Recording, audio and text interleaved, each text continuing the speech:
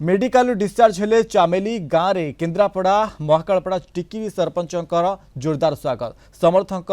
पंचायतवासी शोभायात्रा जाई गाँ परिक्रमा करते गाँ परिक्रमा पर निज घर तिखिरी में पहुंची सरपंच चामेली ओझा घर लोक ग्रामवासी भितर को पाछड़ी नहीं घर को फेरी खुशी होती चामेली ओझा सेपटे न्याय न मिलवा जाए लड़े जारी रही चामेली पुलिस डीजी और आईजी को चिठी लिखि मागिछन्ति न्याय 7 दिन भितर न्याय न मिले आसंता 24 रु केन्द्रापड़ा एसपी कार्यालय आगे धारणा देवे बोली चेतावनी दैछन्ति। बहुत खुशी लगुच मो देह जी ठीक ही ना अल्प बहुत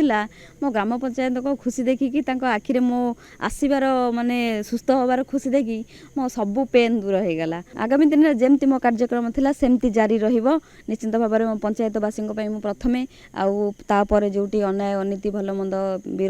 विरोध करने को जब पड़ो मो पछ घुंचा देविनी कारण मो पंचायतवासी भल पाइबा मते संपूर्ण भाव में मो पाखे अच्छी। आम हूँ पंचायत समितिर मेम्बर से होती गोटे एग्जीक्यूटिव ऑफिसर पंचायत सरपंच ना एफआईआर देवा कौन से अधिकार नहीं तापर भी मिथ्या अभियोग आनी तो मुझे डिमांड करी प्रथम सस्पेंड करा जाऊ जो आईआईसी कार्यरत थिला जो महिला को सुरक्षा देवा कथा से महिला लगे माड़ मरई पुलिस महिला लगे यहाँ बहुत निंदनीय घटना आईन सुरक्षा देउथिबा लोक आईन को हाथ को नौचंती।